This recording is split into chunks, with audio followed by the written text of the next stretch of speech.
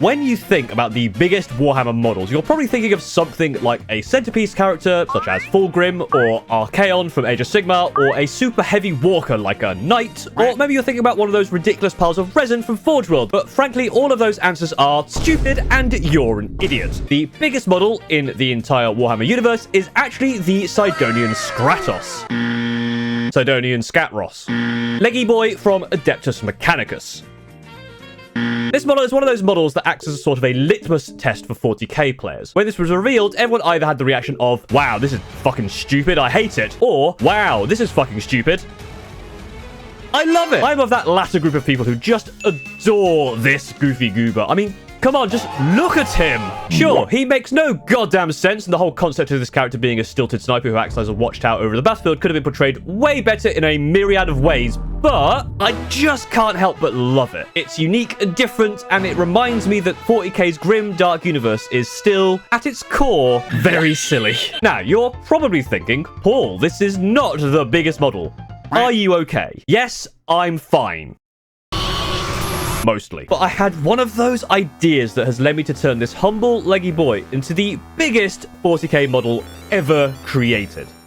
Okay, so he isn't going to be the biggest by volume or weight. If I want to do that, I could just put him on a Titan or something, and that's boring. So whilst he can't be the biggest in terms of overall size, he can be the tallest. Since the release of this model, people have created what I like to call the hyper-extended leggy boy, where the standard legs are replaced with something more prestigious, something that really helps them get a view over the battlefield from a proper height. I want to do that as well, but I'm not aiming for a little bit of an extension here. I'm aiming even higher. I want an unreasonably tall leggy boy. I want to make a leggy boy that is taller than me. Legs so long that it can stare down at not just a paltry battlefield overlooking L-shaped ruins, but can look down upon miles and miles of broken world in the 41st millennium. So tall that it can see over the biggest titans, the tallest buildings, and stare right into your soul as it fires its weapon at you from its vantage point in the heavens. Normally these ideas will just sit in my brain as a, well, that'd be funny, and I'd move on to something else, probably something more important. But a few months ago, I suddenly found myself in this position of running a ridiculous YouTube channel. And those crazy ideas are no longer crazy ideas.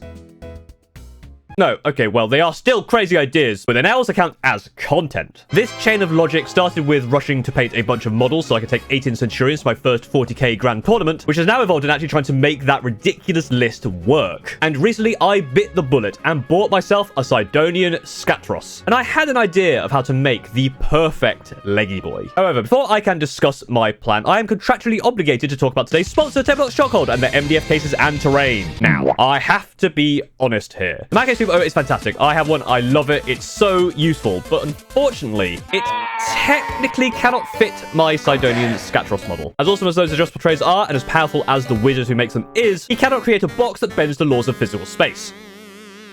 Yet. But mostly I need to talk about Tabletop Stronghold now because I'm going to say the word magnet a lot. And I want to make sure my viewers have had their magnet fixed. So they aren't disappointed when I say magnet, because having to say magnet every time I mention them would be really annoying. Go to tabletopstronghold.com right now. Use code PAUL25 for 25% off and get free shipping to these locations as well. So once again, thank you to Tabletop Stronghold for sponsoring. Links are in the description. Okay, so the plan is actually fairly simple. The Sydonian Skatros isn't a complex model. There's a lot of Admechian detailing on it that makes it annoying to paint, but the assembly is relatively easy and the legs are very basic. The plan is to cut off these leg rods, add magnets to the feet and the bottom of the legs here, and then add magnets to something very long and very thin to replace those rods. I decided on magnets here because I could add magnets to the leg parts I cut off and still use the model if someone thinks that having a 2-meter tall model is modeling for advantage or cheating or not at all practical to move or stable enough to put on a table. And it means that if my idea doesn't work, I can find an alternative solution by putting magnets on something else. So after cutting off those legs, putting the magnets where they needed to be, all I needed was something to fill in that gap. I didn't want to go with something that was super thick because it wouldn't really look right. It would just be a model on top of two very high columns. It needs to be something that actually fits and looks somewhat correct in relation to the rest of the model. That means we're looking for something that is at most 2 millimeters wide, which is very, very thin. You could find some thin metal rods that are maybe 50 centimeters long at that width, but that isn't very tall. I wanted something that was at least 1 meter, but preferably taller than me. After a brief search to find something suitable, I found these. 2-meter long, 2-millimeter thick carbon fiber rods. Now, these are normally used for RC planes, stunt kites, robots, and stuff like that, at least according to the website I got them from. No idea how, no idea why, but they exist, and they are perfect for us. From the website I found, there was a discount for buying in bulk, so I'm guessing that normally you'd be purchasing these in bigger quantities than 2. So I do wonder what the hell the company I bought these off thought when they saw an order coming for just 2 of these things.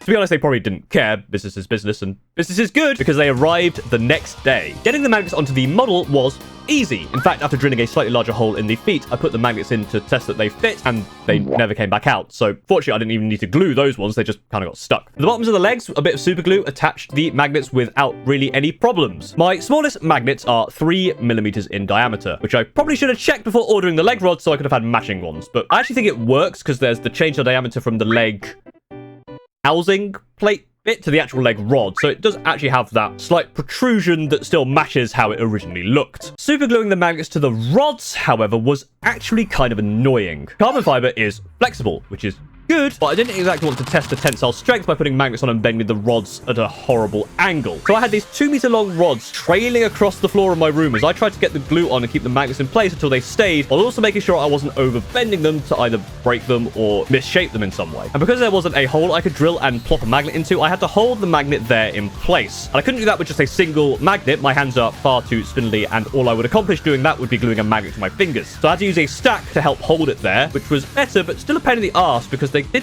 still keep slipping around and took a while to make sure they did actually stay in place. Although thinking about it whilst writing this part of the script, I could have just laid the rod along my desk rather than treading it along the floor of the room, so the angle I had while bending the rod would have been way less and it would have been far easier. But if you can't tell, I'm not very good at planning these things out, and usually I just wing it. Speaking of winging it, I probably should have googled whether super glue works with carbon fiber.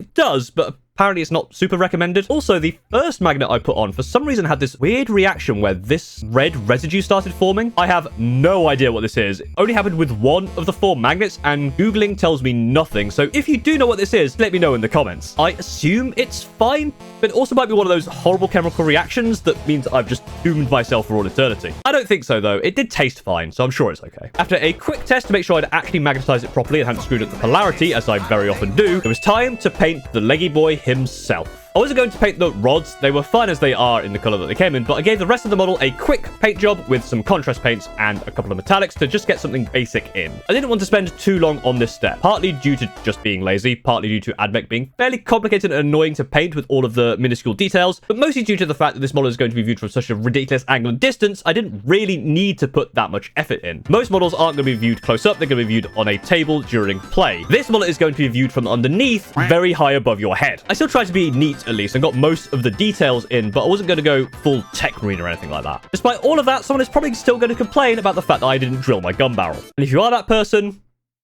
kindly go fuck. After doing a quick base, it was complete. It was time to get the legs out, magnetize it all together, and marvel at the biggest, most impractical model ever created. The leggiest of leggy boys. Not some boring, hyper-extended leggy boy, but an ultra, mega, hyper, omega, super turbo, extreme versus alpha plus Street Fighter Extended Edition, biblically accurate leggy boy. And my god, it's beautiful. What the fuck am I going to do with it? Okay, I always knew that this was never going to be viable as an actual model on the table. Technically, this is the right base size, and due to the way rules work, it doesn't matter how tall it is when behind terrain. I'd actually like to be able to use it on a table at this height, just for the hilarity, but that would require some thinking. Likely, it's going to be getting a third rod, so it actually has some stability, maybe extending the exhaust pipe to the ground to act as a tripod. Right now, though, this thing is essentially a wacky inflatable waving arm Slender Man. This model cannot stand up on its own. Oh, I mean, of course it can't. How would that even be possible? What I've essentially done is got 2 very light, very thin, flexible sticks. Try to balance them straight up and put an unbalanced weight at the top. Any movement and the leggy boy becomes legless real quick and falls to his death because the magnets aren't flexible and just disconnect. The best I can do is essentially just lean him in a corner somewhere. As long as the model part is still and supported, the rest of it actually does work. I can keep him in the corner of my room, watching over me and keeping me safe from anything bad that might come my way. like DW thinking about sending Centurions to Legend. Despite that, I think I've done some good work here. I've made the best AdMech model even better. I've got one of the stupidest ideas out of my head and made it reality, and I've marked off one of my bucket list models that I've always wanted to have. Next step is to try and make this actually usable, but for now, I'm happy with what I've done. At least, I think I'm happy. At least I'm reasonably sure I'm happy with it. I can't tell if this is a success or if I've just wasted a decent amount of my time making a model for this stupid joke that isn't in any way usable and just takes up space in my room for literally no reason. Does this actually count as the tallest model, or have I essentially just made a very impractical shelf to store a single mutilated model on? Should I have been doing something else, like building and painting of the new Thousand Suns box I've not even touched, or the Screaming Ravens reinforcements I need to finish the next 2 weeks? Has losing my job and becoming a YouTuber destroyed the final shackles of sanity and restraint that were holding back the unhinged beast that dwells in my mind? Am I okay? Let me know the answers to those questions and any other questions you might have in the comments below. I'd love to hear all of your thoughts, and to head this question off at the pass, I am fine. This is just a shitpost. There's nothing to worry about. I'm absolutely, completely... Thanks for watching. If you enjoyed this video, hit a like, comment, subscribe, all that good YouTube stuff. You can help feed the unhinged creativity beast that I've become by becoming a member or patron like all these awesome people right here. Your support helps secure the future of this channel and gets you access to the super secret supporters club. We're currently drafting plans for my next Kit Bash projects. And yes, these are all real ideas that I've got in my head that I'm going to do.